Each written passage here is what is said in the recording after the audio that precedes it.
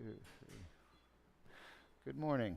I'm Dr. Ara Duke-Majan, and CEO and founder of the Duke Spine Institute. I'm here with my team at the Duke Spine Institute, getting ready to perform cervical Duke laser disc repair on a patient who has 3 herniated and degenerated discs. That's perfect. Let's go back to a lateral view. So this is going to be a live stream of her surgery. She's agreed to allow us to broadcast her surgery and record the surgery. I'm going to be counting 2, 3, 4, 5, 6. Shot. That should be good. Shot. AP. Quick AP. So I'm with the tip of the needle, I'm just at the front of the spine. Shot. I want to make sure I'm in the midline. There it is, perfect. Lateral view. So we're going to go over some of this in a second with you and show you the anatomy. The surgery you're watching is for treating a herniated disc or a degenerated disc. Shot. Now in this case, she has both. And a lot of people have both. Shot. They have both herniated and degenerated discs. Stay there. So I'm going to explain that in a moment. All right, good. So let's take a minute to talk about this. How do you get a degenerated disc? Degenerated discs actually come from herniated discs. It starts with an annular tear and then a herniation. That creates inflammation within the wall of the disc, which eventually destroys the disc over years and years of inflammation. And you get a collapsed disc that's degenerated. Now, let's show the audience on that lateral x-ray. Henry, Jordan, you're going to take us through. First, we're going to count the bones. That's number C2, 3, 4, 5, 6, 7. Perfect. So everything starts with counting the bones. Now let's look at the discs. Let's look at the C3-4 disc. Show us the disc height. The disc height is an important term. It's how tall the disc is. That's a normal height disc right there where the arrow is. That's number 3-4. We're not fixing that one today. But let's go down one to the degenerated disc. You see that height there? It's 50% of the height of C3-4. That, where his arrow is C4-5. We are treating that disc. Now, not only is there a collapse, but there's also bone spurs in the back. Show us the bone spurs in the back. Yep. And show us the bone spurs in the front. Yep. So this disc is degenerated with bone spurs, okay? We are not going to be removing all the bone spurs. We don't do that. It's not necessary to do that. Now, let's take a look at the disc that we're at, C5-6, right there. That's even more collapsed than C4-5. And the problem is with both of these discs, in the back, there's a tear and a herniation. We're going to go for the herniation, and we're going to repair the tear with a laser.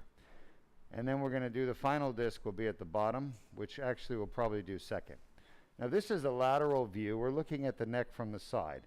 And let's show them the endotracheal tube because the patient is asleep under general anesthesia. That's the esophageal temperature probe. There's the endotracheal tube right there. It's a straight line. That's a tube that's located within her airway, providing support and mechanical ventilation. Show us the esophageal temperature probe. There you go. The esophagus is always behind the trachea. All right, we're going to do a discogram. We always do a discogram, and the purpose is to look for the tear and the herniation. And you can actually see it. Shot? All right, so the disc is not taking much dye because it's collapsed, but you can see in the back there's a herniation. Yep, there you go. And it's outlined by the dye. Let's get an AP view. Now on the AP view, you're going to see that we've entered the spine in the middle, and you'll see that the esophageal temperature probe and the esophagus are deflected to the side. Show us the esophageal temperature probe. See how it's deflected to the side, away from us? That's right. And then show us the endotracheal tube. There you go. Okay, so 2 tubes. All right, let's go back to a lateral view. If you have questions, feel free to ask. But this patient is having surgery not because she has herniated discs or degenerated discs. Here's the important take-home message. She's having surgery because she's having symptoms from the herniated discs and degenerated discs. It's the symptoms we're treating, not going after structural abnormalities, because everybody has structural abnormalities. Once you hit 40, everyone's going to have herniated disc, bulging disc, degenerated disc. But not everybody has symptoms, and we don't treat discs that don't have symptoms. All right, so I put the guide wire. Next, I'll be numbing her skin up. And the reason we numb the skin up with this medicine is two reasons. Number one, we are putting a numbing agent, which is going to help reduce her subconscious response to pain as we make an incision. And number two, we're putting epinephrine, which is going to help stop bleeding. Now, this is a relatively bloodless surgery. It's done through a 4mm incision. We're going to fix all 3 discs with one 4mm incision. As a matter of fact, we may lose more blood just on putting the local in than we do for the whole surgery. Sometimes that's the case. Typically, the blood loss is 1 cc. That's 1 milliliter. It's 20 drops of blood. Incision. I'm going to make a 4mm incision with a number 11 scalpel. You guys see that? Yes, we do. The entire surgery will be done through this small 4mm incision. This is the future of spine surgery today. All right, let's see if I can get the needle out shot. I want to keep the guide wire in place. So as I'm doing this, I'm checking the x-ray. You have to be careful if you do endoscopic surgery like this, because you could accidentally pull the guide wire out while you're taking out the needle. I've not done it before, but I felt that it could happen, because sometimes the needle grabs the guide wire because the tip of the needle is bent. Shot? So now I'm going to advance the dilator past the esophagus, past the trachea, past the carotid sheath, past all the vital organs and structures in the neck. Now I'm in front of the spine. Let's get an AP view. On the lateral view, you can see that I'm touching the spine with the tip of the dilator, which is exactly what I want. I'd like to be somewhere in the midline on the AP or front view. There it is. We're perfectly in the midline. It's dead center. Show us with the arrow, Jordan. Now her symptoms are in the right arm. That's why we're starting in the left. It's easier to shoot across. So Jordan's just showing you the midline. Midline is middle. If you do this kind of surgery, you want to enter the front of the disc in the midline. And you can have about 5 millimeters to a centimeter left and right of the midline safely. But we're dead center today. All right, I'm going to advance this. I'm going to need some distraction, and I'm going to advance the dilator into the disc. Not flexion, but distraction, as I advance this dilator into the disc. Shot? All right, so now I've got it started. I'm going to take the guide wire out. I'm going to just get a lot of comments on this using of the dilator and the hammer. But the hammer is truly the safest way to do this. And the reason for that is that the hammer allows me to deliver a very precise amount of energy. I can control it and modulate it.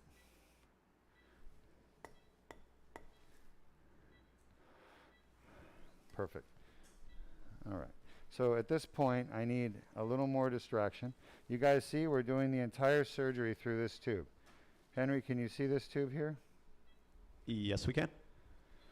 So just to give you an idea, this tube is 4 millimeters.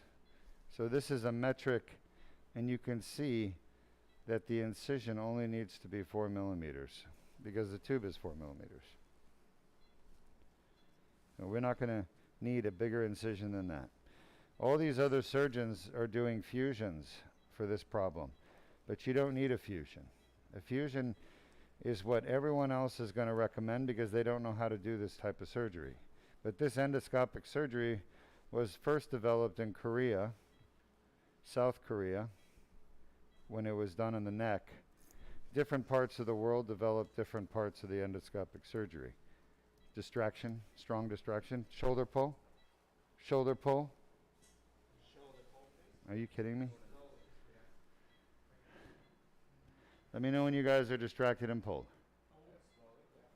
Yes, no, maybe so. Yes? All right. Give me a little more.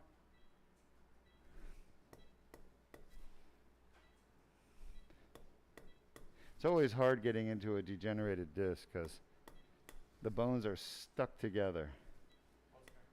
As you do this, you must watch the tip of the dilator. Show us the tip of the dilator. That cannot go much further in. It can go a little further, but not much. Distraction, we're almost there, guys. You guys are doing great. It's almost perfect.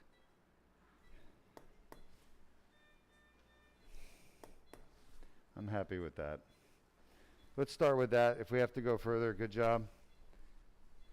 All right. Any questions from the audience so far? Yes. First one, we have a comment, and then the second, we have a question. First is a comment from Cheryl on YouTube. Yep. Hi, Cheryl. And they asked, or they said, "Hi, Doc. I am in Jamaica. I sent you my MRI from the 15th of February. I would like to know if you will accept me as your patient. I don't have insurance, but I am capable of paying by other means." Hey, thanks for asking. We accept anybody that can come here and get the surgery done, even if you're from Jamaica. I'm just kidding, of course. We love Jamaica. We love Jamaican people. Very, very kind, friendly people. But the point is that if you sent your MRI on the 15th, you really shouldn't. You should have had your MRI review by now, because that's like, what? That's 15 plus another 7. That's like 3 weeks. So I'm sorry that you haven't had your MRI review done. I'm surprised. Do you have a date scheduled? I hope so. But listen, the person to call is Sam, and I can give you her phone number. Henry, would you mind posting it? No problem. It's 321-775-1299. 321-775-1299. The only reason why usually we won't do an MRI review is if you didn't send us the MRI or the report. So we need the actual images and the report, not just the report. I cannot do an MRI review and recommend treatment based on a report. I must see all the pictures. So that may be the holdup. All right, let's get back to this. So you can see the endoscopic rig. We call it a rig. Can you guys see this, Henry? Yes, we can. So you have the endoscope, and then you have the camera, which is a high definition camera, light source, the laser, and irrigation. We also have suction here.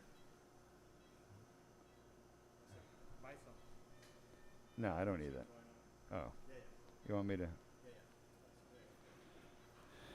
I don't understand. Everything okay? Yeah, everything's good. The machine is warming up. Huh? The machine is warming up. Can I go in? You can if you want. Yeah, I want to just take a look. All right, Henry, let's show our audience, how does a bulging disc or herniated disc actually cause pain? Because a lot of people don't understand the mechanism that they cause pain by.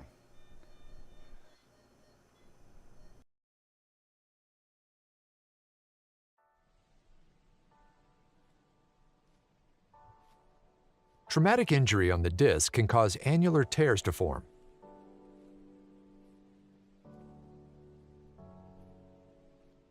Pressure on the disc causes herniation of the nucleus pulpus through the annular tear.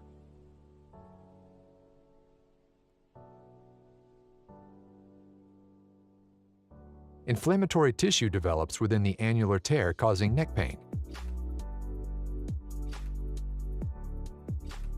The inflamed annular tear generates pain signals.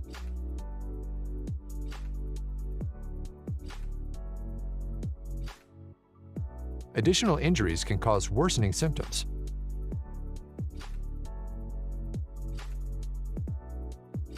Inflammation from the annular tear can spread to the nearby nerve roots, causing arm pain.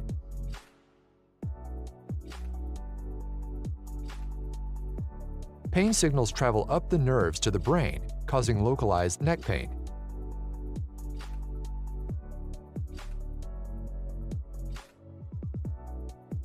Pain signals reach the primary somatosensory cortex, causing conscious awareness of neck pain.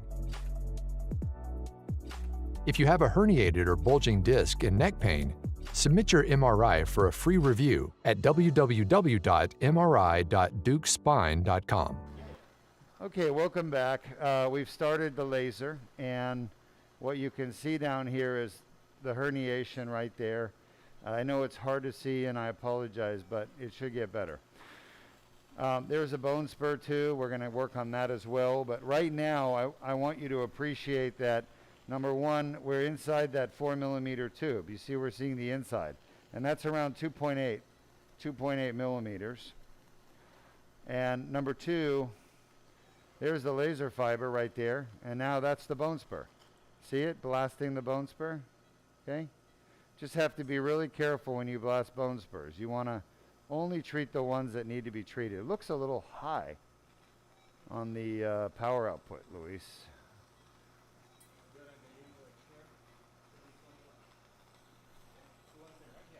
Okay, good. Yeah, and we're using a special setting on the laser of 20 watts. There's a piece of herniation right there, the blue.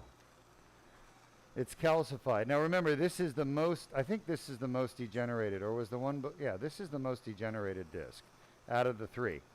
So the C5-6 is the most degenerated, C4-5 is the second most degenerated, and then C6-7 is the least degenerated of the three. Remember, degeneration is when the disc collapses and gets bone spurs and dries out. It looks dark on an MRI. We call it desiccated.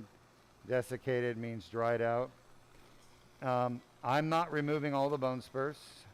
I'm only going to take out the ones we have to, the ones that I think are strategically in place that are causing problems. All right. Those are going to be the ones that are pressing on the nerves. So let's show our audience a video. That's a bone spur, by the way. Let's show the audience a video of exactly what it is we're doing here with this laser.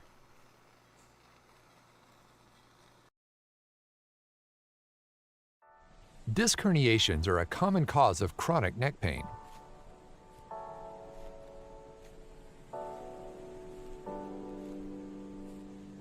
The inflamed annular tear causes neck pain. Inflammation of the nerve roots causes arm pain.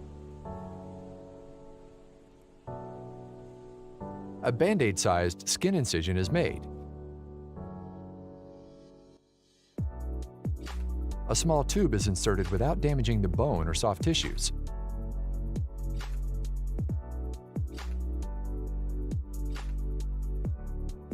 The laser removes the herniation and debrides the annular tear.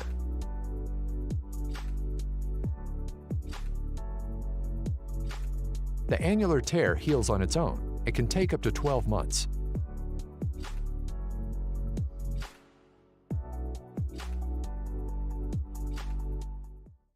If you have a herniated or bulging disc and neck pain, submit your MRI for a free review at www.mri.dukespine.com. All right, welcome back. We're making good progress. Remember, if you started with us at the beginning, we're doing surgery for herniated, degenerated discs in the neck. We call that part of the spine, the cervical spine, and these discs are the cushions between the bones. These are the joints, and there's two types of joints in the spine. There's facet joints and there's disc. And these are of the two joints that are in the neck, or sorry, in the spine, these are the ones that support the most weight. All of the weight of your body goes through your spine, all of it, except, your legs, obviously. So everything above your buttocks, so everything above your kind of belly button, if you want to talk from the front, all of that, oh, there's a herniation right there. See, it just came out of the foramen. It's really scarred up. Look at how thick, look at how hard it looks, all the calcium on it. That is a herniation. That was pushing on the nerve out there in the neural foramen. Anyway, just getting back to what I was saying, there's two types of joints in the spine, the facets and the disc. The facets are in the back. They support about 15% of your body's weight. Your discs support 85% of your body's weight. So it's no wonder that discs are bigger and they're built different than the facet joints. Remember, the more weight a joint has to support, the bigger it usually is. Okay? So the disc is a lot bigger than a facet. And people get problems with both discs and facets. But in the case of this patient, it's really interesting, actually. It's really interesting because, let me just draw a parallel here or make a point. The discs support 85%. There's different numbers, depends on where it is, but 80 to 85% of your body weight. And guess what? The discs represent 80 to 85% of the problems with the spine, with degenerative pain, degenerative symptoms. The facets support 15% of your weight of your body, and they represent about 15% of the sources of pain. So I've never thought about that until just now. I never drew that parallel, but that is a fact. It's quite interesting, isn't it? So the incidence of disease from a structure, facet versus disc, is proportional to the amount of weight that it goes through it throughout your lifetime, and hence probably the amount of wear and tear. Okay? Very interesting. This is not in textbooks, folks. This is new stuff that we're just figuring out as we go along. Progress. All right. Any questions? Yes, we have a couple questions. This first one comes from Canes25 on YouTube. Hello, Haynes25. And Kane said, Doc, I have a question. Where would your arms ache primarily if you have compression at C4-5? So if you have a herniation or compression at C4-5 and it's hitting the nerves, then it's going to hit the C5 nerve root. So look at the C5 dermatome maps. It's going to be going from your neck into your shoulders to the top of your shoulders and maybe down along the outside of your arm, the outside of the arm, and up to maybe the wrist. That's the distribution of C5. Okay? However, a lot of people don't understand that there's not just nerve roots in the neck, but there's also spinal cord. And spinal cord can get pressed too. And when your spinal cord gets pressed or irritated, then it could affect your entire body. So all bets are off with that. This is the foramen, F-O-R-A-M-E-N. These are all bone spurs, and I'm blasting them with the laser. Okay? The nerve root is down there, and I'm taking all this stuff off of the nerve root. This is all inflammation, chronic inflammation, from years of untreated herniated disc in her neck. This is a female, and she's presenting to us with right arm symptoms and neck pain, and I think cervicogenic headaches. This is herniated right here. All this stuff I'm removing, it's a mixture of herniated disc and bone spur. So the herniated disc is really the nuclear material sitting in the annulus causing inflammation within the annulus. And you saw that earlier in the video we showed you. Then you've got the ligament right here called the foraminal ligament, which is a lateral projection of the ligamentum flavum, and that's the foramen right there. I'm literally taking a bone spur right off the back of the nerve right there. So, the front of the nerve. I didn't mean the back. I meant the front, which is where the nerves get pinched. They get pinched in the front. That right there is a piece of herniation and bone spur sitting on the nerve. This nerve right here would be we're at the C5-6 disc, so it would be the C6 nerve root on the right side. Now I'm going to go back to the left side. Again, you can see pieces of herniation right here, totally scarred herniation. This is not new. There's the annular tear right there where the laser tip is. That's how there was trauma many years ago, and through that tear, the nuclear material escaped. Again, this is all discovered and pioneered at Duke Spine Institute. Unfortunately, the other spine surgeons of the world are so far behind in their understanding of spine disease. They're literally now at least 20 years behind the truth, which is why they're so unable to fix people, you know, with surgery. How many people who get spine surgery don't get better or get worse, right? And the reason is because that was a herniation right there, by the way. It just slipped out. You saw that?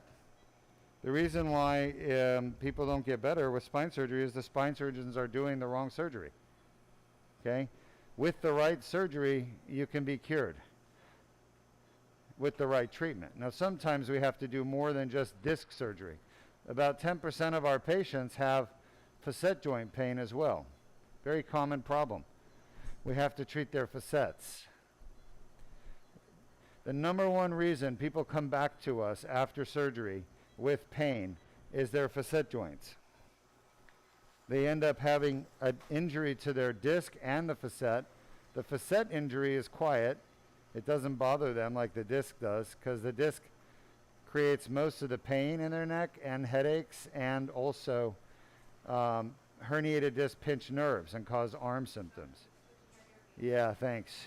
All right, we're done here. Let me just take one more look this to the other side.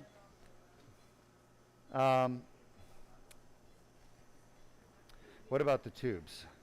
I was talking to the engineer, remember that they need to the reverse engineer? Yeah.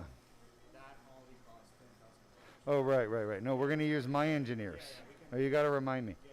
All right. Well, I've gotten all the herniation out of the foramen. This is just a little scarred up ligament called the posterior longitudinal ligament. We're done here.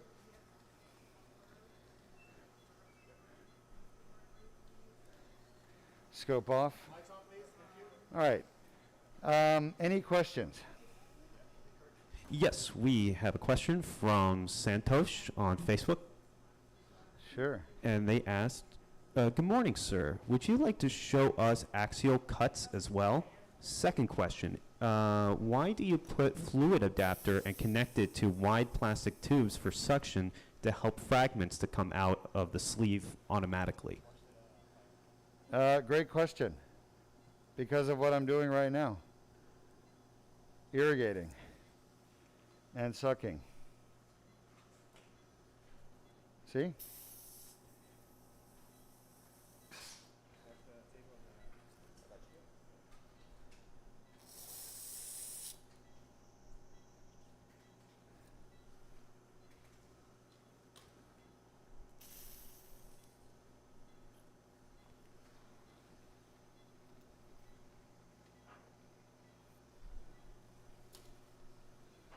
Dilator? Sorry. All right. Very good. So at this point, we're going to move. Do you have any other questions? No current question. And as far as axial views, yeah, we can't show everything. Maybe in the future we'll be able to, but we're limited on what we can show you with respect to the MRI scan. And we're limited because, you know, we just don't have a means to do it unless you have some suggestions on how we could show more views during the live stream.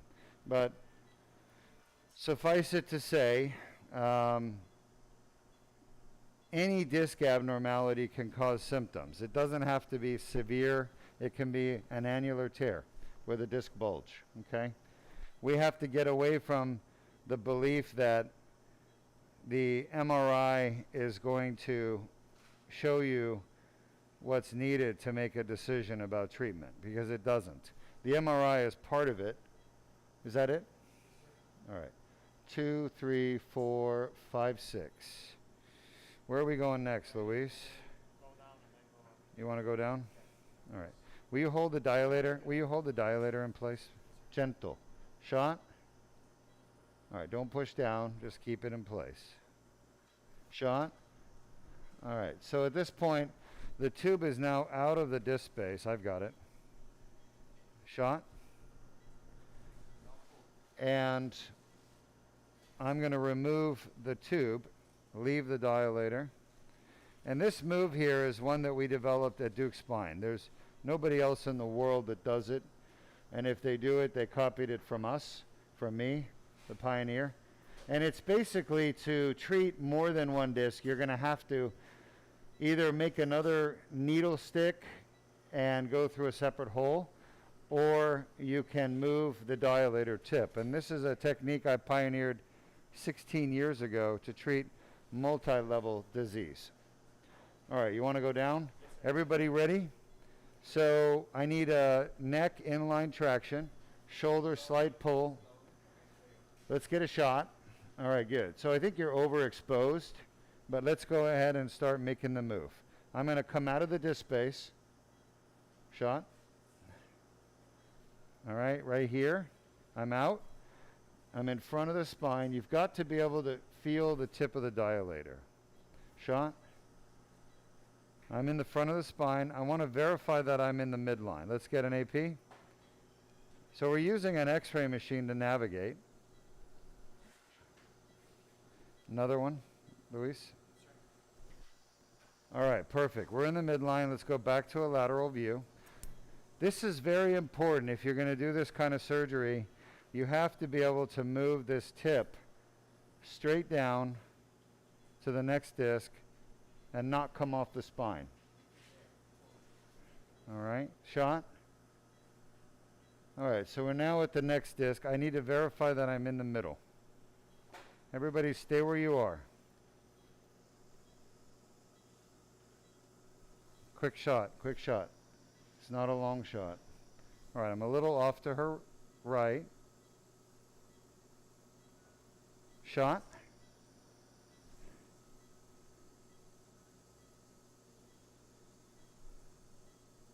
Shot. That looks pretty damn good. All right, lateral. This is the hardest part of the whole surgery, in my opinion. Shot. All right, so I'm just in the middle in the front. I want to just anchor this in the ALL. There we go. And I'm having, for some reason, it's tough getting down here. But AP, let's get another AP. So I want to verify, and you got to push down with this tip. I feel like I'm fighting her a bit. How are we on the twitches? Yeah. It's making it harder for me. Lateral. Huh? She has one twitch. I'll give her more. Yeah, give her, well, we got another at least 30 minutes, 40 minutes, so give her a little more. So I just talked to my anesthesiologist because I feel like I'm fighting her pharyngeal muscles, which is not huge. It's just, but there is definitely resistance. And you don't want that. So the whole reason to make the patients under general anesthesia, in my opinion, is to have no pharyngeal resistance of the muscles in the neck, so you can do what you need to do. Oh yeah. Shot? All right, so she had one twitch on her twitch monitor. We're gonna give her a little more muscle relaxer or paralytic shot. All right, shot. Shot. Shot, you're pulsing, right? All right, so I clean the tip of the dilator out to get any disc material that's in there.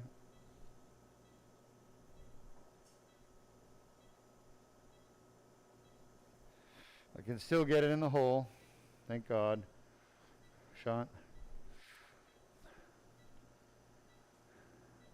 All right, so is there a reason? Shot. So you can see a little bit of dye, but this is, again, scarred up. Take it out. Scarred up disc, but there is a blush now behind the tip of the dilator. All right, now we're at the back of C6-7. The most common disc we fix is C5-6. The second most common disc we fix is C6-7. Everything good? Yeah, I appreciate it. Show us the tip of the dilator. That's right. Yeah, perfect. So it's at the back of the vertebral body. That's where we want it. Now I'm going to bring the tube down, and remember, all this is being done with a 4mm incision. Shot. See how the dilator moved back a little bit? Yeah. That's from her muscles contracting and pulling me out of the disc space. So we're working on getting her muscles a little more relaxed. Are you giving me shot? You giving me inline? Yep. Shot? All right, so almost there. I'm going to advance the tube over the dilator. Shot? And again, you have to watch as you do this. Shot? Because two things are going to happen. Your dilator is going to move back, and your dilator will move forward. Shot? You don't want either. See there, the dilator moved back. You guys see that? Show us, Jordan. You don't want that, because then you're doing a biopsy of the disc. We don't want a disc biopsy. Shot?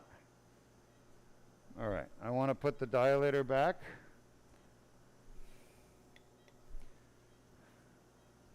And then I'm going to re-advance the tube over the dilator. Shot? And again, see, it did it again. Now, why is this happening? Anybody know? Let's see who's astute. The reason is there's a lot of pressure inside this disc. Now, why would there be pressure inside the disc? The answer is inflammation, like we talked about. Shot? It's like hide and go seek here.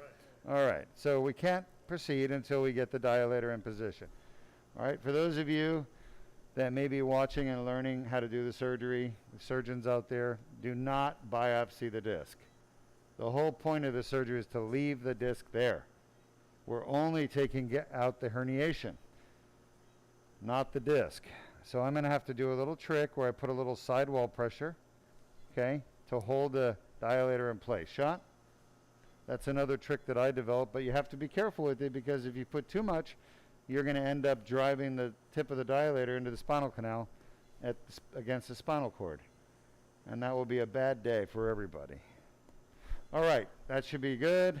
Perfect. So we're at the back of the disc where the tear and herniation are. We've successfully navigated.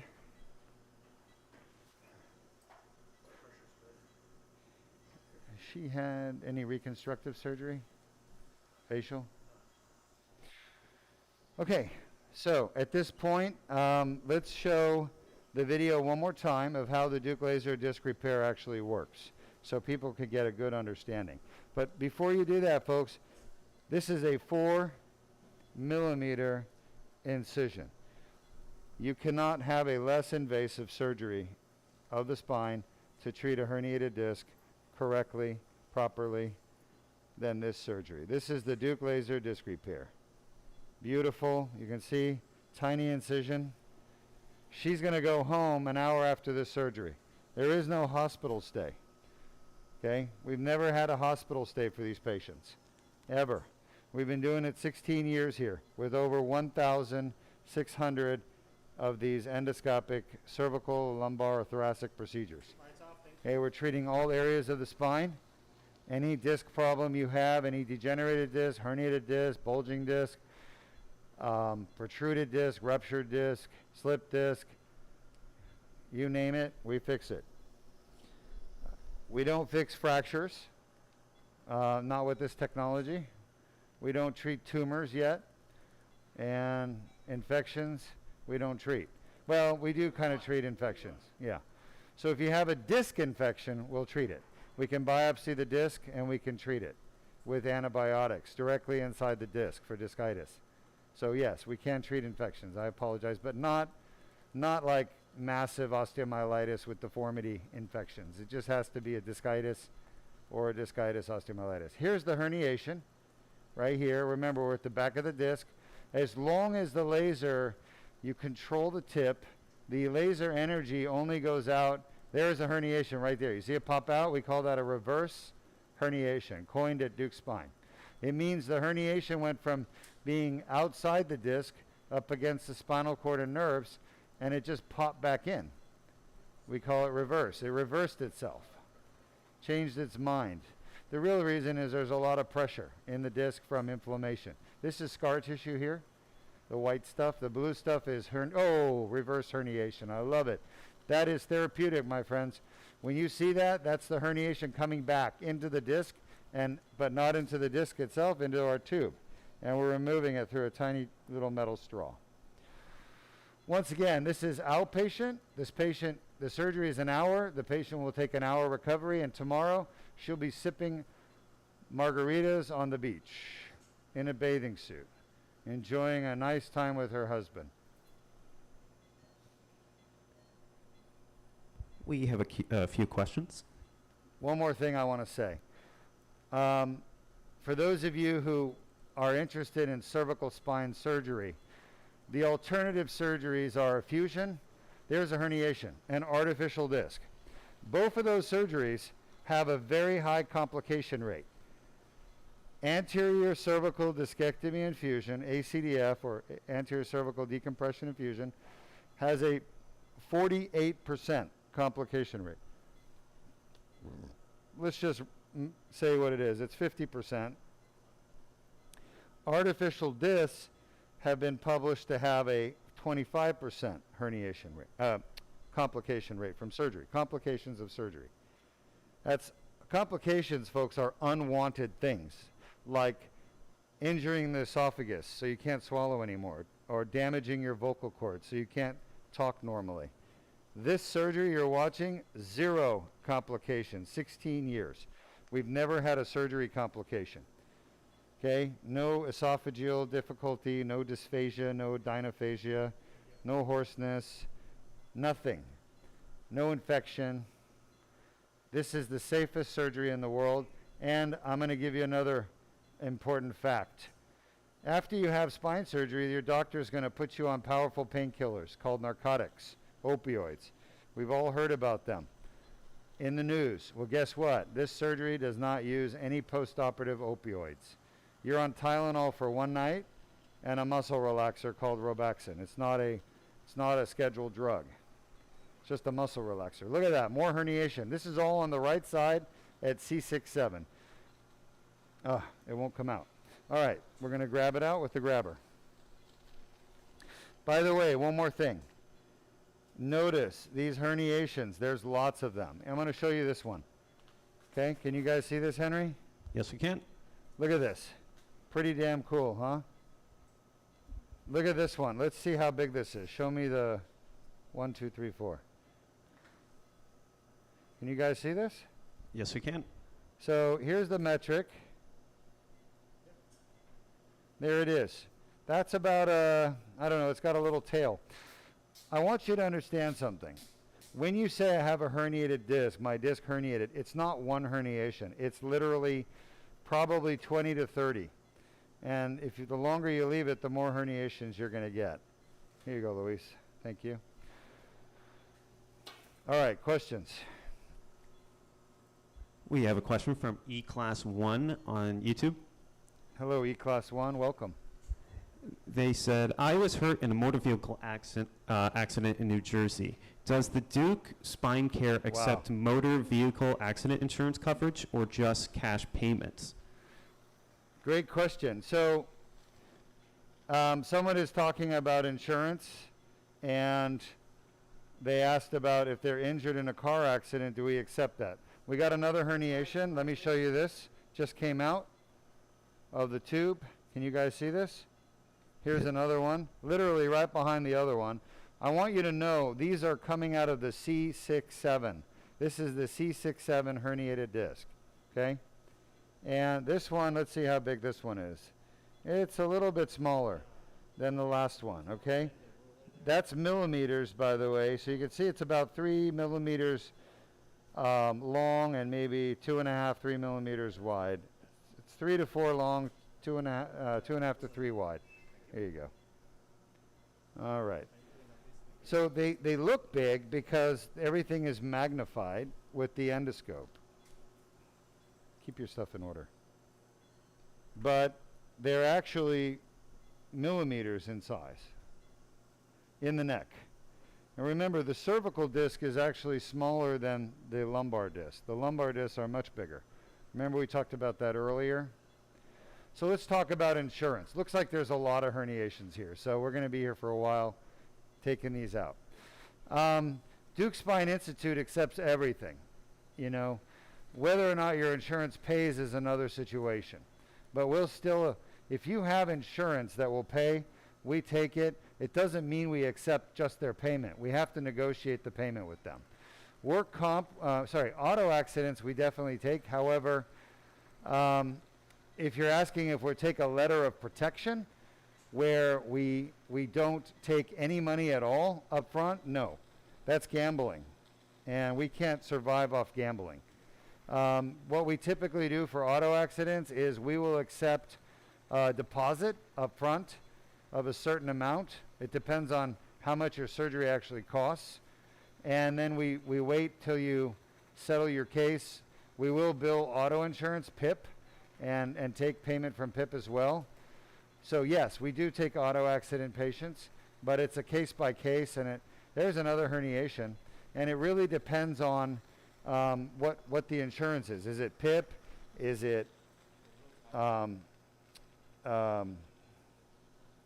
BI, UM? So long story short, we're happy to help auto patients. And the nice thing about auto accidents is that I can usually tell you how old the herniation is and whether or not it matches your injury, okay? Because I'm inside the disc and I'm looking at the characteristics of the herniation itself. For example, compared to the last disc, right? See all the blue stuff here? That's more recent herniation. Oh, that's a big herniation right there. That is huge. I don't even know if I can pull it out of the tube, but this is going to be the biggest one so far that we've seen. So the nice thing is I can testify about the age of your injury, whether it matches your car accident.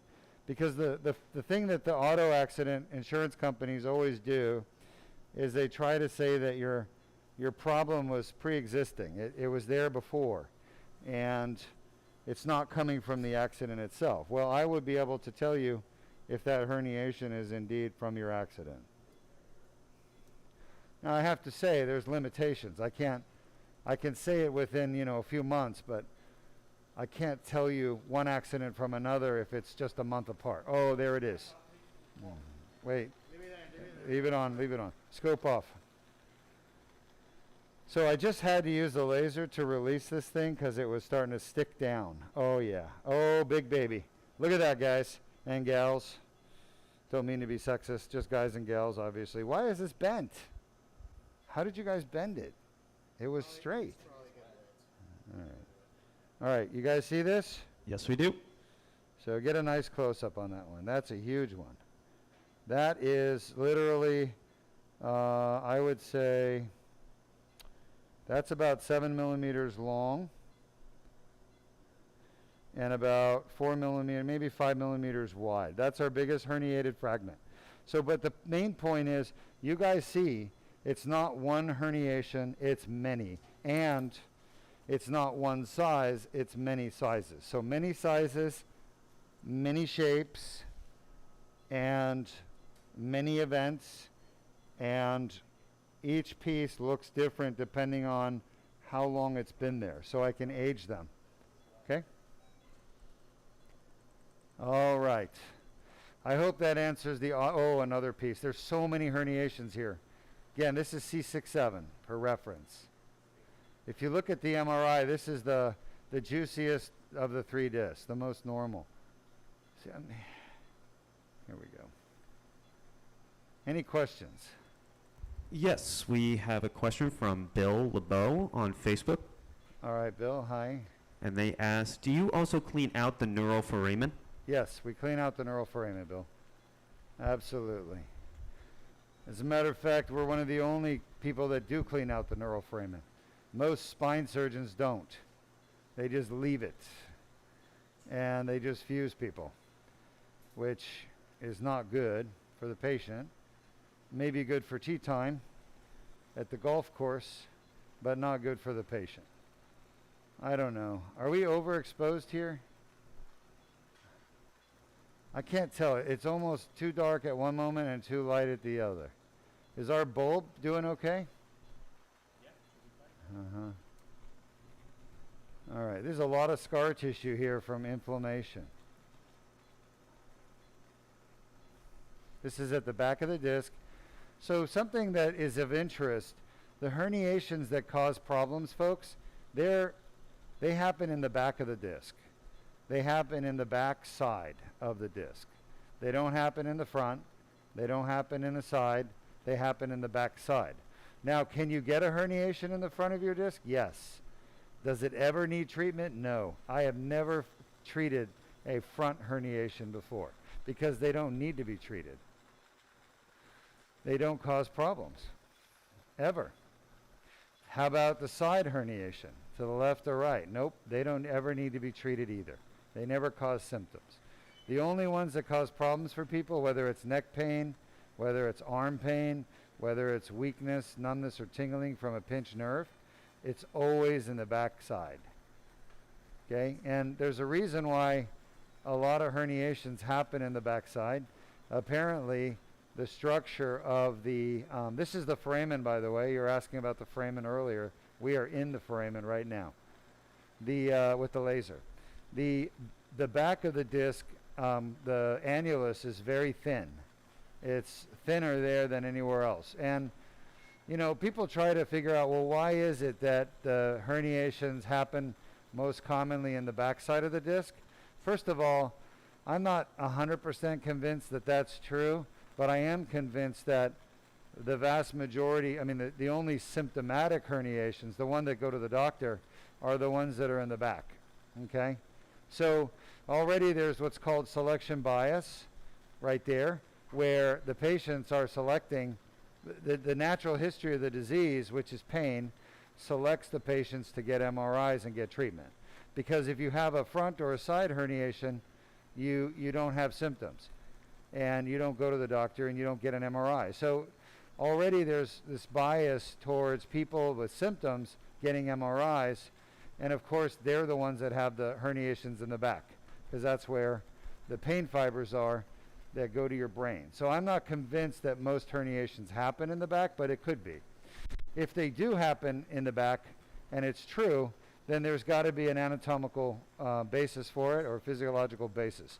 And that would be, in my opinion, I think some credence to the idea that the back of the disc is more susceptible to injury because there's another herniation, by the way, because the annulus is thinner, they say, okay? But there's also something you need to understand. There's something in the back of the disc called the posterior longitudinal ligament, and it supports the back of the disc in the middle back, but not to the sides. So the back sides are less supported, less bolstered by the PLL. Therefore, they could be a reason why people get more herniations in the back sides. Okay? But I personally think it's more related to symptomatology. We don't get MRIs on people without symptoms. So I think if we got just MRIs on everybody that was walking down the street, we probably would actually see that there's just as many front and side herniations, but I could be wrong. The second factor, besides the anatomy of the annulus, is going to be biomechanical considerations. And what that means is the way that the spine is curved and the way that weight is distributed through the disc, it's not evenly distributed through the disc equally. It's more distributed to the back of the disc, for example, than it is to the front and certain parts of the spine, depending on the curvature in the part of the spine. So there are biomechanical considerations and there are anatomical considerations as to why, this is all herniated, by the way, herniated pieces floating out, as to why there's a higher incidence of herniations posterior lateral. All right, I'm just rambling on, but important stuff. Do we have any more questions? Yes, we have a question once more from E-Class 1 on YouTube. And they asked, the doctor explained to me that the bone in the vertebrae actually grew more bone matter than, and that bone matter is touching the nerve. How do you fix such an issue? Yeah, so that bone matter touching the nerve you're talking about is called a bone spur. And we are able to remove bone spurs with this procedure, right? You've seen us remove bone spurs. So if the bone spur is touching the nerve, it will be removed. Personally, I disagree because I've seen so many bone spurs, and a lot of doctors don't remove the bone spurs. A lot of doctors leave them. And the patients do fine even though the bone spur is still there. Okay, first of all, it's not possible to remove all of a herniation or even all the bone spur. And that's not, in my opinion, what's causing the symptoms. Maybe in 100 patients with a herniated disc with bone spurs, that maybe one of them will have the bone spur as the problem. The other ones are all the herniated disc is the problem, even though they have a bone spur. Okay? Just about done with this one. How is the patient doing? Doing very well. Yeah. This is off to her left side. There's still a herniation here. You can see it, little white things. But notice how it didn't stain blue. That's because there's like a wall of scar tissue that blocked the dye from coming onto this side. But I'm here and I'm going to treat it because if I don't treat it today, it may be a problem tomorrow for her. And I mean that figuratively. Tomorrow, it could be next month, could be next year. Next question. No current questions, just a comment from Mohammed on YouTube saying, you are a wealth and treasure doctor. May God bless your heart. Thank you, Mohammed. I appreciate the sentiment. My whole team does. We all work hard to give patients the very best. And, you know, I believe that I have a purpose here, a reason for being here doing this. It's not by my choice, it's God's choice. All right, what's going on with my irrigation? Is it still working? Because I'm having visibility issues. Uh-huh. Okay.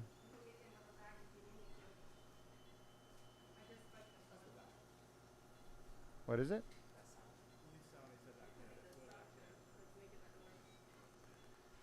Let me get a close look.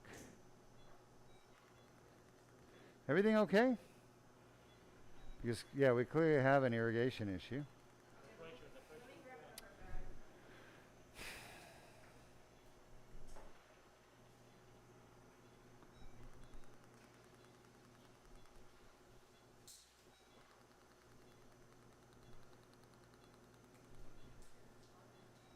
You can see when the irrigation is not perfect how the irrigation is important not just to remove debris but also to preserve the ability to see optimally.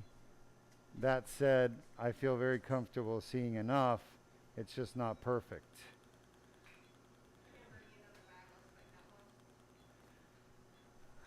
So it's not the line, right? That is kinked somewhere. You check the line. You can see a little bit of herniation there. The line is fine. Very small amount. It's scarred down. Are you guys figuring it out or what? Oh, hold on. I may have figured part of it out. My other nozzle was open. It's helped a bit. It's actually better now. Yeah, it's not an amp, it's just more like a pressure stuff. But it's good, right? Yeah. Pressure's good? Yeah, it's better. It's definitely better. Part of it was the nozzle on the other side was open. We have a question. Yeah, sure. This comes from E-Class 1 once more on Yep. YouTube. Yep.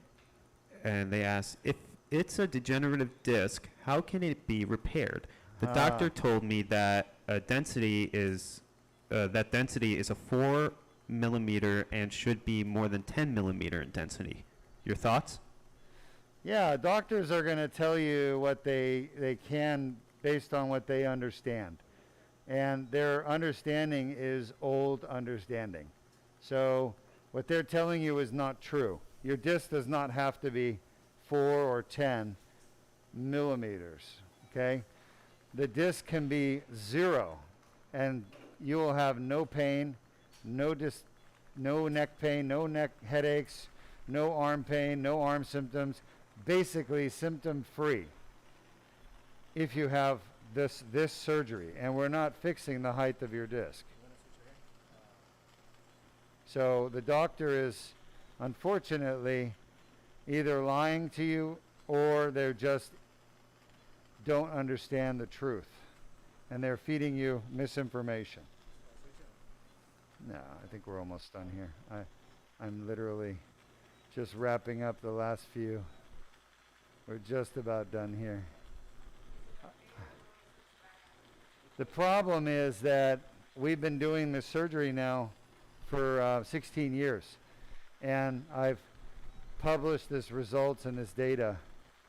And if your doctor was doing their job, they would go onto the National Library of Medicine, where all the good research is, and they would research this procedure, and they would see what we're doing here.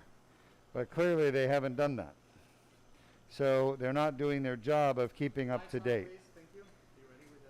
I cannot give 6,000 spine surgeons knowledge if they're not willing to accept the knowledge. There's an old saying, you can lead a horse to water, but you can't make them drink. I've published the data. We've gone to the meetings of neurosurgeons, the American Association of Neurological Surgeons, the most important, the Congress of Neurological Surgeons, the Florida Neurosurgical Society, the Southern Neurosurgical Society. I have literally presented these endoscopic surgeries and results which are better than anything anyone else is doing, and yet they continue to embrace old technology and old ideology that is incorrect, that is bad for you, the consumer, but good for them. You make more money doing metal surgeries, putting metal in people's spines, than you do doing endoscopic. I've made this point before. Surgery like this, I may get paid as a surgeon $1,000, but if I did a fusion, I would make $15,000. So surgeons, unfortunately, are motivated by money, and they're going to make the decision for you based on what's best for them, not what's best for you.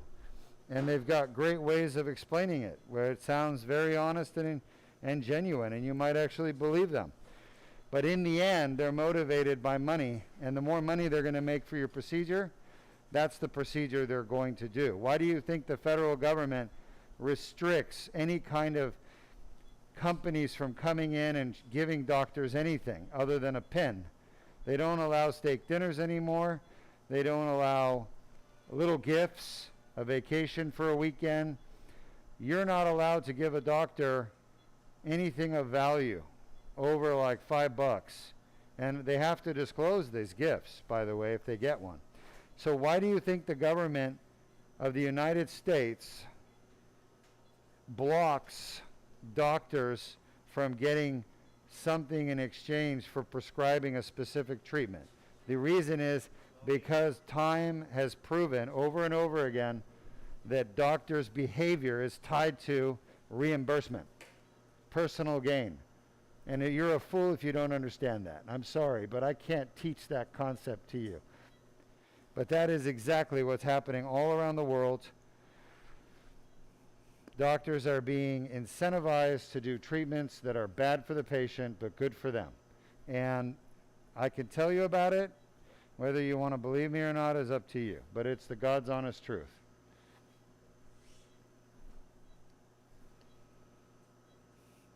I'll tell you this. If the surgeons got paid the same amount of money, whether they did this surgery or a fusion, exactly the same amount of money, I guarantee you they will all do this surgery. Guaranteed. All right, let's see. Why am I struggling to get this out? Give me a second. I just want to, oh, there it is. Okay. It was just a little bit of disc material in there. All right, so shot. The tube is out. Now let's just count real quick. Okay, let's just count. So we've got, don't take a picture, just 2, 3, 4, 5, 6, 7. We've completed 5, 6, 6, 7. Now we're going to go up to 4, 5. All right. And everybody ready?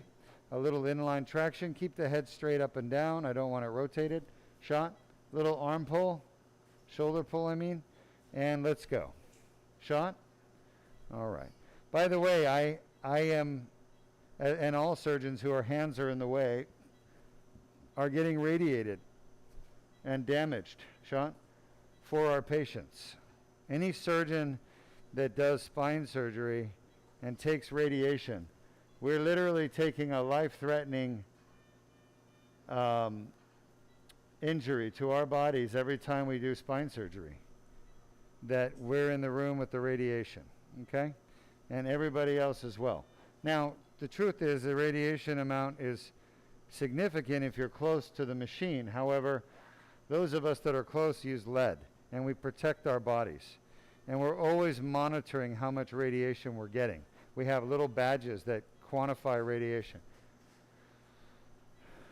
That said, people don't know that about orthopedic and spine surgeons. Anybody operating on the musculoskeletal system is quite literally putting themselves in harm's way for their patient. I just thought that's a point worth talking about since nobody really talks about it. Shot? Any questions? That's nice. Let's keep going. No current questions. All right. Let's just show the video then of how does a damaged disc actually cause so much pain in the neck. Shot?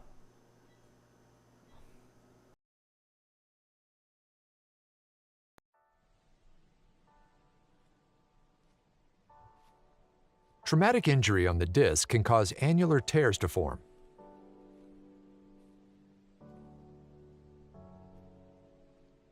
Pressure on the disc causes herniation of the nucleus pulpus through the annular tear.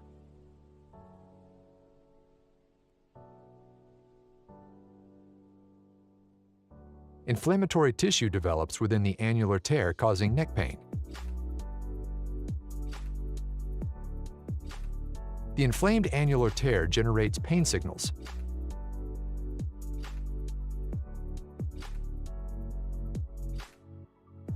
Additional injuries can cause worsening symptoms.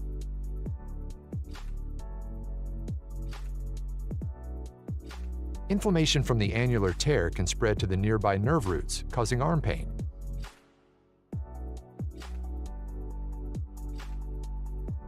Pain signals travel up the nerves to the brain, causing localized neck pain.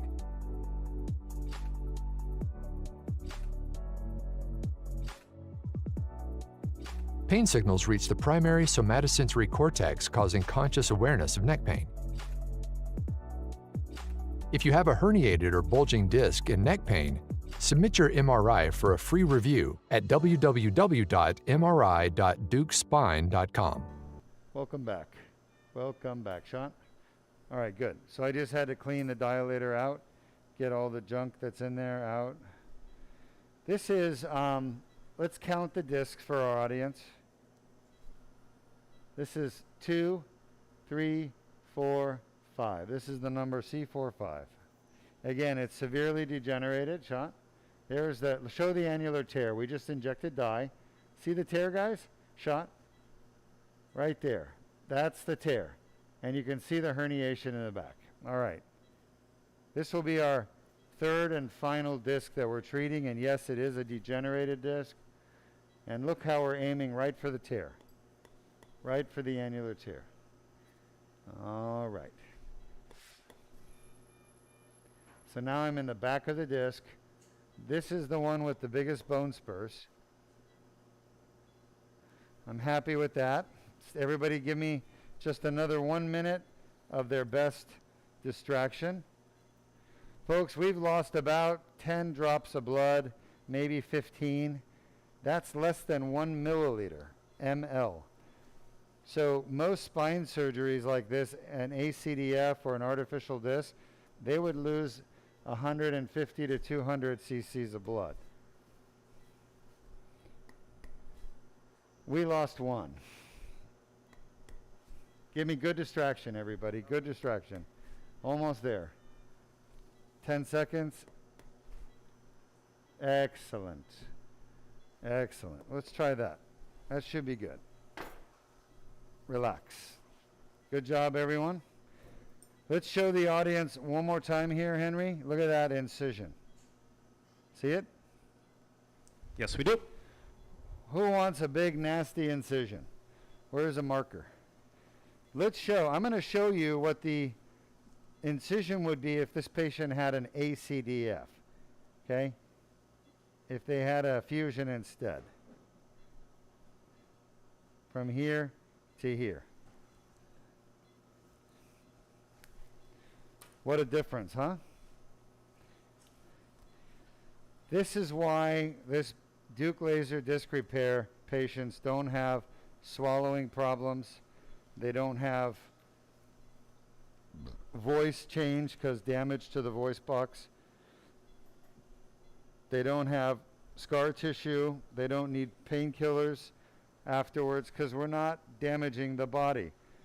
All of those other surgeries damage the body badly. That's why people need painkillers. That's why they have scar tissue after those invasive surgeries. Do you understand, folks? Okay. We have another question.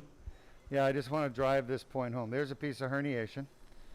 The point I'm trying to make is all the bad stuff you hear about fusion surgery, artificial disc surgery, it's all for one reason, the surgery. The surgery itself causes those problems. It doesn't need to cause those problems if you have endoscopic Duke laser disc repair. You don't have to have damage to your body. This is as natural of a remedy as you can get. There's nothing foreign being put in, and we are not hurting her in any way except for the skin incision. All right, go ahead. This comes from eClass1 once more on YouTube. And they asked, last question, will my New Jersey PIP insurance cover a similar Duke spine surgery? I have New Jersey manufacturers. Hey, great question. The answer is he's asking me, will his New Jersey PIP insurance cover our surgery? I have no idea. Nobody knows. The only people that know are the insurance company. Because even when an insurance company is supposed to pay for surgery, they still don't pay. Okay? And I can't control that behavior of theirs. That's bad behavior. It's just like a child, right? Is your child going to have a temper tantrum when you go to the mall? I don't know. I mean, we hope not. They're not supposed to. You know, it's bad behavior. We got to punish them if they do. At least I do. I don't let my kids get away with temper tantrums. But in the end, the insurance company is going to do what they do, okay? We don't have a contract with them, so we can't sue them. You can sue them for not paying, but your attorney and you can sue them if you have an attorney. But I can't sue them necessarily because that's an auto accident. It's different. You need to be suing them. You're the beneficiary. You're the one whose name's on the policy. So you're going to have to talk to your attorney and ask them, will this cover the surgery in Florida? Now, have we had it covered before? Absolutely. Have we had people in car accidents or slip and falls from other states like New Jersey come here? Absolutely. So, and if you need the name of an attorney in New Jersey that can help you, I can give it to you, okay? There's a firm in Jersey I would recommend. It's called Zuckerman Spader. Zuckerman, Spader. I think it's Spader. Spader. Zuckerman Spader. Anyway, there's a herniation right there. Just came out from on the nerve. That was hitting on the nerve. Okay, so why? I'm not telling you to get a lawyer. I'm not telling you to get Zuckerman Spader. But if I were you and you're worried about your insurance not paying and you don't have a lawyer, then I would call Zuckerman Spader. Okay? Because they're in New Jersey. I think they're in New York, New Jersey, and they will be able to tell you where to go. And more importantly, they fight insurance companies for not paying the medical bills. That's what they do. That's their specialty. Now, do they take auto accidents? I don't know. They usually fight health insurance companies like Cigna, United Healthcare, Blue Cross Blue Shield for not paying their bills. Okay? And they're by no means the only law firm. There's others. You can go anywhere you want. But Zuckerman Spader is who I would go to if I had a New Jersey accident. That's just me. And I know that they're really good. Will they take your case? I don't know. That's between you and them. All right, just about done. 10 minutes max, doctor. 10 minutes max. Look at all these bone spurs. Huh? You need a towel? All right, questions? These are all bone spurs. For all the bone spur people, hey, can you get rid of bone spurs? Yep, we can right here. The laser just peels them away effortlessly. As a matter of fact, effortlessly. Look at that. So there's a lot of misinformation on the internet. I hear people all the time, Dr. Duke, I heard lasers cannot get rid of bone spurs. Yes, they can. There's your proof. Okay. Just about done. All right.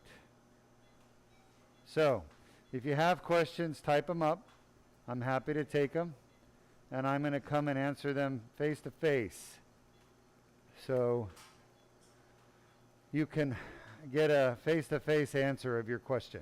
Now listen, if you know somebody who's suffering with back or neck pain, don't let them suffer anymore. We're able to cure it at Duke Spine here in Orlando, Florida, or Melbourne, Florida, however you prefer. We specialize in treating and curing back and neck pain. That's what we do.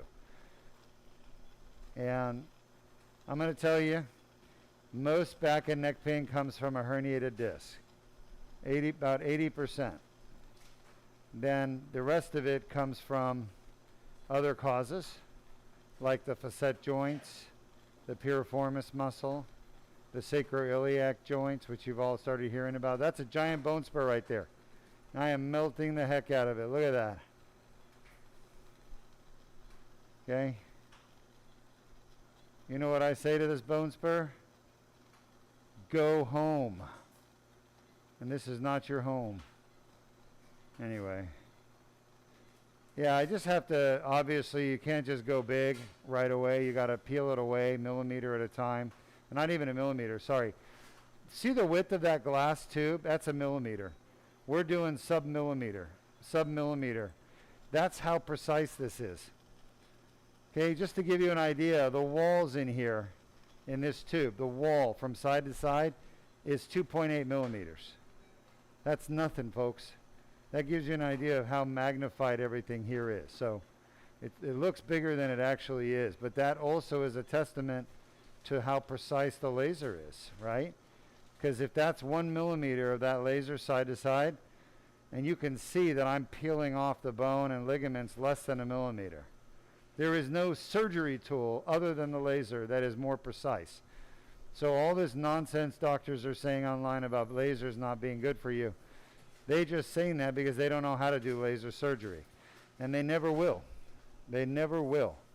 Because to them it's easier to just try to lie to you and tell you guys laser surgery doesn't work than to go out and learn how to do it, which takes years and years of dedication, time, and effort.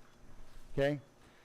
Lying is a lot easier for these people. Just to lie to you and tell you that laser doesn't work is easier than going out and learning how to become a laser endoscopic surgeon. And that's the kind of people you're dealing with, folks. Is that really the kind of doctor you want? Someone who's going to lie to you, start your relationship off by lying to you? That's bad. There's too many like that. Hey, what's going on with the irrigation? I'm switching it out right now. All right. Well, we're done with the procedure, but you already switched, right? Yeah. No problem. I just want to get this one more piece of herniation out. It's stubborn. It's sitting at the bottom like a grouper or a catfish. Doesn't want to come out.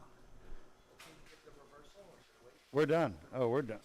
Well, we're done. I told you, 10 minutes max. I mean, you know we're on the third disc, right? Yeah. I mean, when do you do the reversal? How long before we're done? Didn't you say 5 minutes or less? Yeah, we're less than 5 minutes. Yeah, we're ready. I'm sorry. I thought you were supposed to do the reversal 20 minutes before, but I didn't realize it was.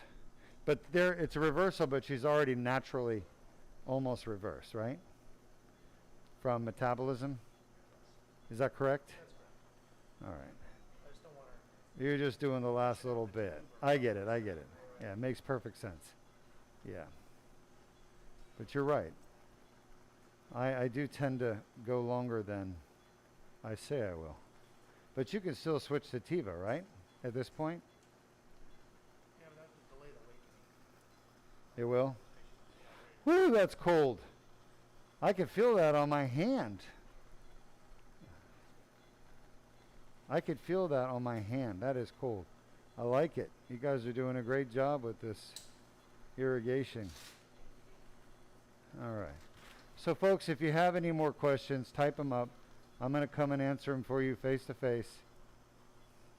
I am 1 minute till I'm done. Now notice we didn't get rid of all the bone spurs. Why? Because number one, it's impossible. But number two, there is the last of the herniations right there. Let me grab that. Number two, it's not the bone spurs really causing the problem, as so many doctors say it is. It's honest to God, the herniations that are causing the problem. Too big. I'm sorry, Dr. Berndes. This guy just popped out at the last second. And it's not my fault. They raised their ugly head. I have to bisect it. All right, I will take questions since I'm now working on this last piece of giant herniation that's been here for a long time. No, Blasting it, pulverizing. Yes, no questions? no current questions. Wow.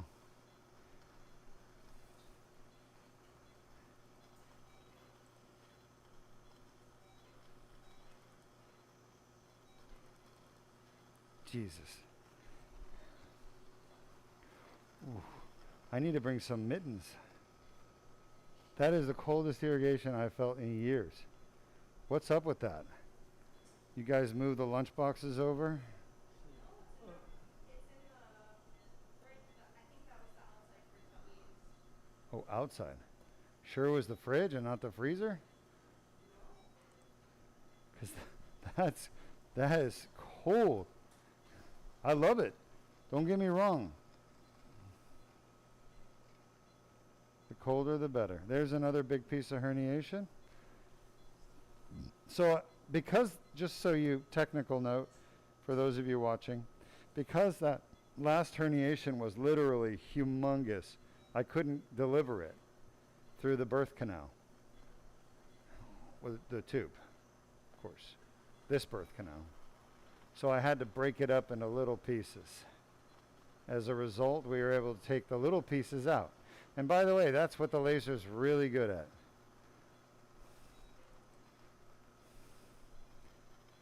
It really vaporizes organic matter quite nicely.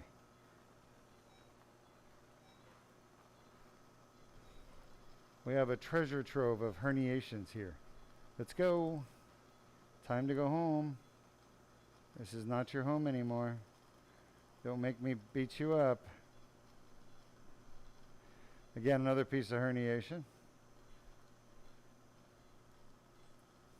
Someday I'm going to have one of my research fellows sit down and watch all these surgeries. Oh, sorry, Dr. Berndes. I've been a bad surgeon lying to you. No problem, you're used to it, right? No, that's fine. She's doing well. A lot of signs of her. Yeah, these things are just not floating out, right? So I'm having to. Good. I mean, it can't be more than another minute or two. Come on. Look how dense these are. You know the reason why they're sinking, right, folks? I've told you this before. It's the amount of calcium on them. Calcium is a metal, and they literally are dense, and they have to be blown to bits to get them to float out, because the hydrostatic pressure that I'm giving them is not enough to lift them out. It's pretty cool, though. Pretty damn cool. This is all part of that annular tear complex. This is not really, this is herniation, but it's called interposed herniation. That should be good. Whew, my hands are cold. All right. Great surgery. It went very well, no problems. We lost probably maybe a cc or two of blood. I'll call it 2 cc's.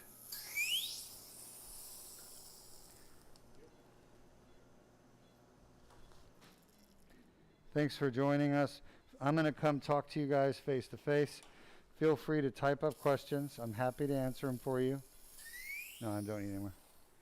And she's going to go home in about an hour and a half, maybe 2 hours.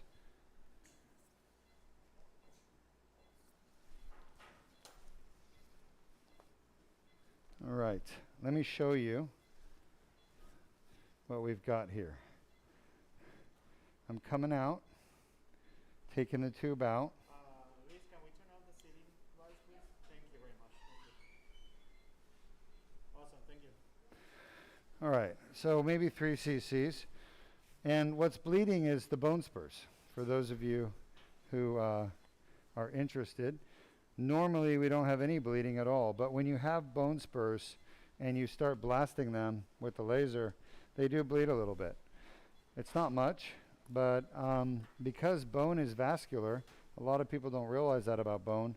It's got channels, and that's where your blood cells are made, is in bone marrow specifically. Well, the bone spurs have bone marrow. They're not all cortical bone. They're a mixture of cortical and diploic bone. You can see that. Anyway, just going to hold a little bit of pressure, and then I'm going to show you the incision. Then we're going to go to a testimonial while I go see the next patient, do the timeout, and then I'll come back into the conference room in a few minutes and I'll join you. Feel free to type up your questions. I'll answer them for you. But overall, 3 discs repaired. 1 of them was herniated.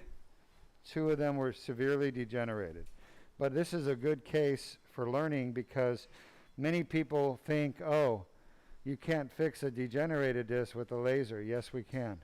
Or you can't, can you fix a herniated disc with a laser? Yes, we can. You saw that today. I expect her to have, 100% of her neck pain, her cervicogenic headaches, and the pain radiated into her arm to be gone tomorrow. Some people have a little discomfort that lasts for a few days from the surgery, but the pain from before the surgery is gone. Look at that, guys and gals. 4mm incision. This is the future of all spine surgery for degenerative problems.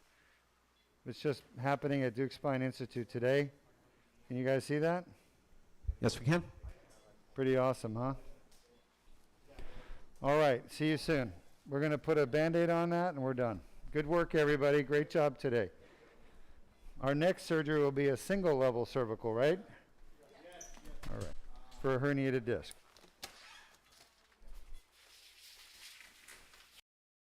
To a testimonial.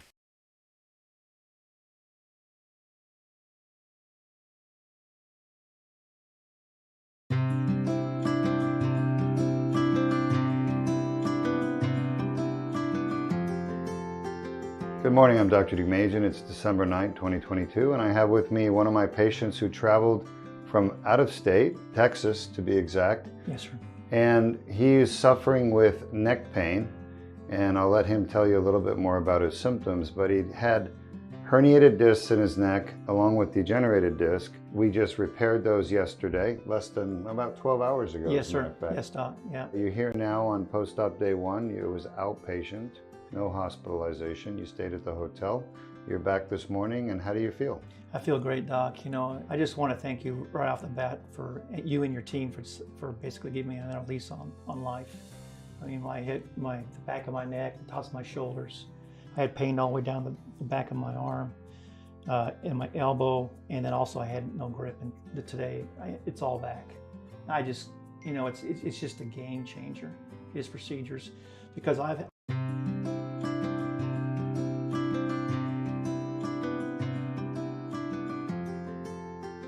Good morning, I'm Dr. Dumajan. It's December 9th, 2022, and I have with me one of my patients who traveled from out of state, Texas to be exact. Yes, sir. And he's suffering with neck pain, and I'll let him tell you a little bit more about his symptoms, but he had herniated discs in his neck along with degenerated disc. We just repaired those yesterday, less than about 12 hours ago. Yes, as a matter sir. of fact. Yes, doc. Yeah. You're here now on post-op day one. It was outpatient, no hospitalization. You stayed at the hotel. You're back this morning, and how do you feel? I feel great, doc. You know, I just want to thank you right off the bat for you and your team for basically giving me another lease on life. I mean, the back of my neck, the tops of my shoulders. I had pain all the way down the back of my arm, and my elbow, and then also I had no grip. And today, it's all back. I just, you know, it's just a game changer, his procedures, because I've had fusions in the past, like 15 years ago, and those fusions, you don't want to do those because they just give you adjacent disc disease, and I have that problem right now on my back, and Dr. Dukes is going to fix it next week, so I'm very looking forward to doing that. We'll be seeing him again next week after his back is fixed, but you broke it up into two procedures, and we get people all the time asking us, oh, can I come there and get my neck and my back fixed? Yes, you can. We'll probably do it on separate days. So you got 3 discs repaired yesterday. You can Yes, sir. actually see right here in this video footage how small the incision is, tiny.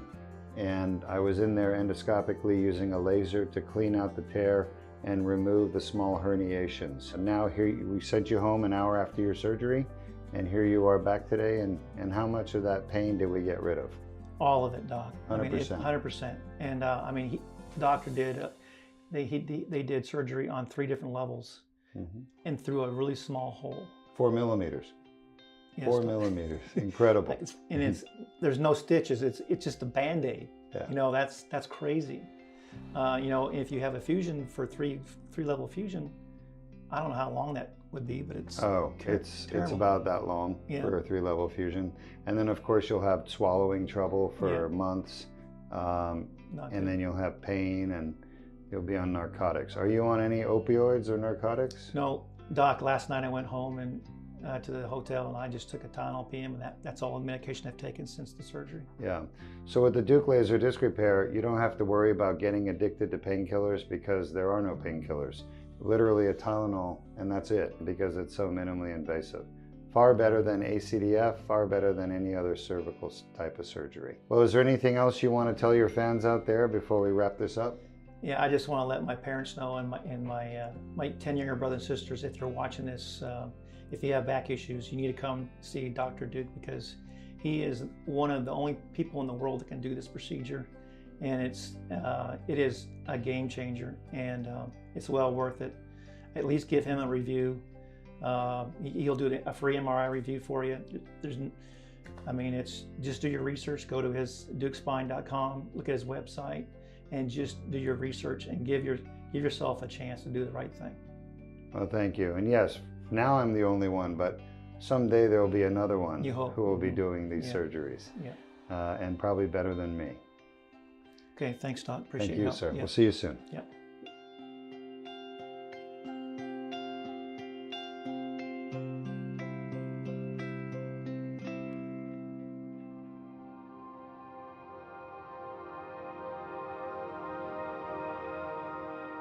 Good morning, I'm Dr. Ara Duke-Majan, CEO and founder of the Duke Spine Institute, here with one of my patients who traveled from Mississippi. Yes, sir. Oxford, Mississippi. Oxford, Mississippi, which I've never been to Oxford, Mississippi, but I'm sure it's a lovely place. Very nice.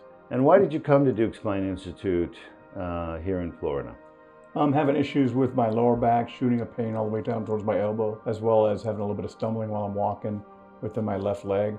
And went to other physicians to look at my spine, whatever, and they wanted to do fusion and all kinds of other nonsense that I thought maybe there might be a simpler way, a process of doing things. Did a lot of research and found Dr. Duke here. And what do we do for you? You guys did a C3, I think 3-4-4-5-5-6 at the Duke laser disc repair surgery. And before surgery, you had neck pain? Correct. For how long? It's been ongoing probably for about 5 years. And then pain going from your neck into your right shoulder, down your right arm? Correct, just getting progressively worse. And that's kind of what made me finally to say I got to definitely do something about it.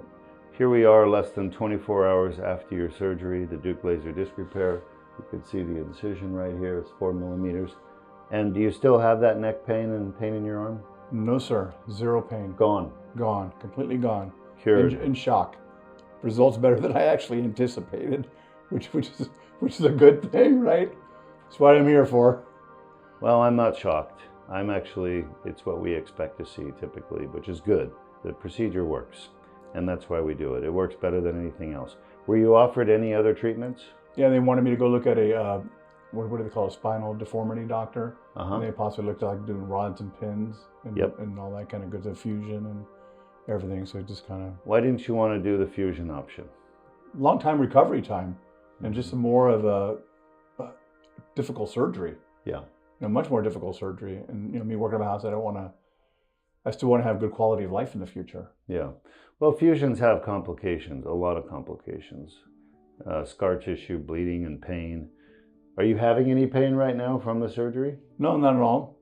Just a little stiffness when I turn left to right, but that's par for the course. Yeah, the stiffness is going to take some time to work out. Sure. You've had a bad arthritis in your neck, your discs were degenerated. You had degenerative disc disease and herniations and bone spur at C3-4, C4-5, C5-6. We went in and fixed all three. You will need therapy to increase the range of motion. It'll take time and you'll get better. Are you happy with your decision to come to Duke Spine Institute? Very happy. I flew all the way down here from Oxford. Yeah, very good. So absolutely made the long trip. I fly back Saturday.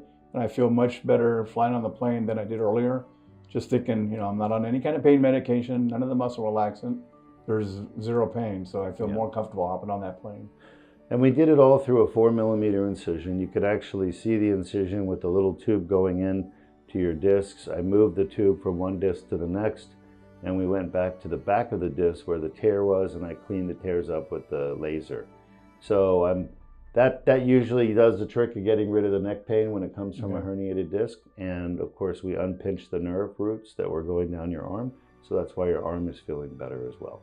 I don't expect any of that to come back. You should be pain-free the rest of your life. Just don't re-injure the discs. Absolutely. I'm definitely glad to get my quality of life back. That's the number one thing. Anything you want to tell your audience? Anybody that's dealing with the same issues I have, I definitely recommend to come to Duke Institute of laser surgery. It's a wonderful thing. All right. Well, congratulations. Thank you Safe so much. I travels appreciate it. to Thank you so and much. Dad. And We will. Yeah. Well, my dad lives in Tampa, so my wife's up there in Oxford taking care of her stuff up there. So worked out good to have my dad here to pick me up and drop me off at the airport tomorrow. All right. Sounds good. Well, safe travels for you then. Thank you so much. I sure appreciate it. My pleasure.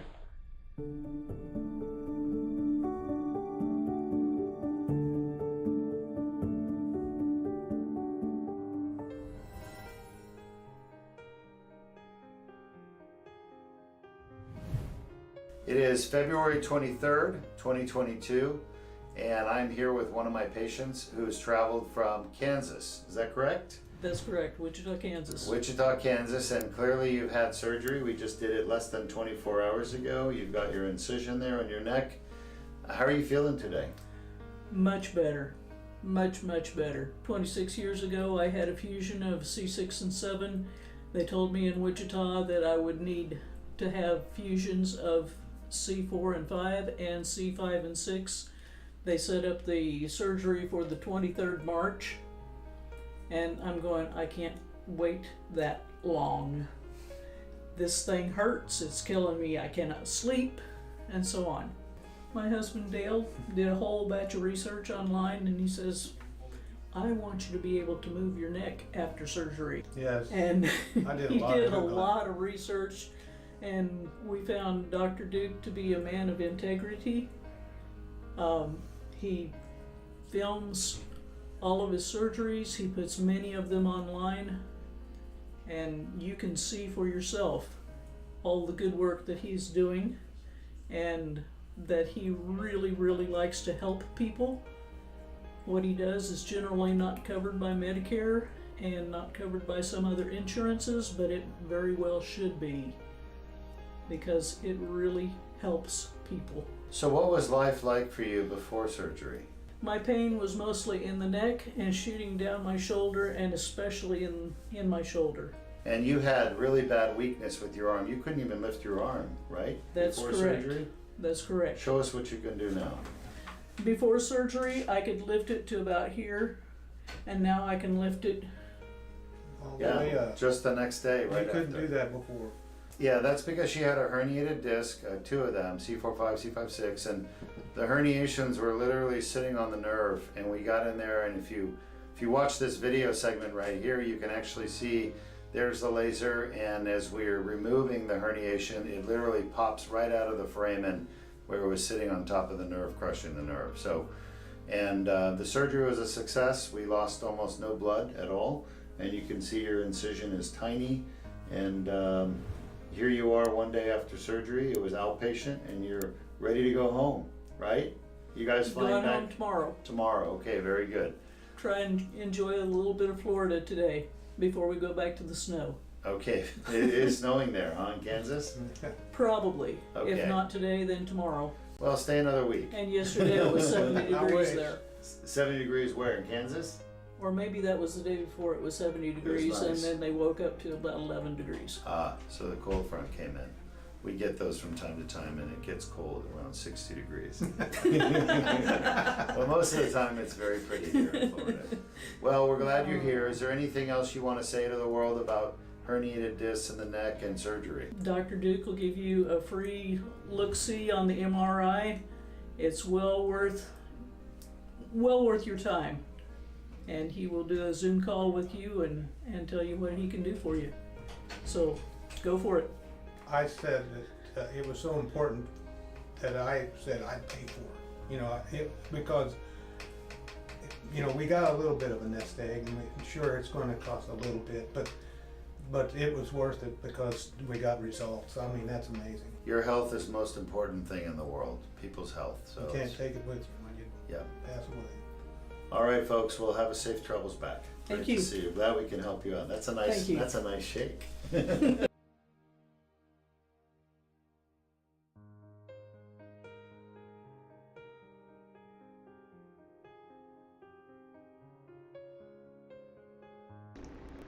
I'm Dr. Duke Majan, and you just were with me in the operating room a few minutes ago as we were finishing this patient's surgery. And just to reiterate, this patient had herniated discs in her neck, 3 of them, and we fixed all 3. 2 of them were degenerated discs, 1 of them was just a herniation, not too degenerated. You can see the difference if you fast forward through the video. You'll see that the C6-7 disc was more of a herniation, a lot more of the fluffy blue stuff, which is the nucleus pulposus that's degenerating early on in its stages of degeneration. Later on it turns more white, doesn't stain as much because it's full of scar tissue. Surgery went very well, went, you know, as good as it could possibly go.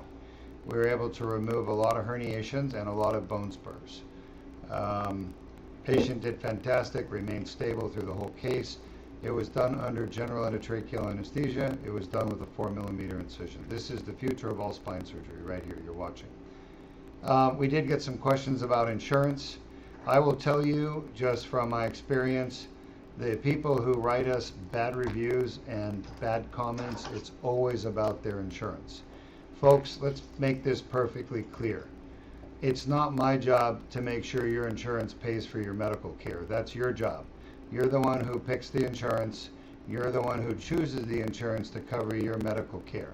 So when there's a treatment available that's better than everything else and your insurance doesn't cover it, don't get upset with the surgeon or the facility. That's just wrong. That's just poor form.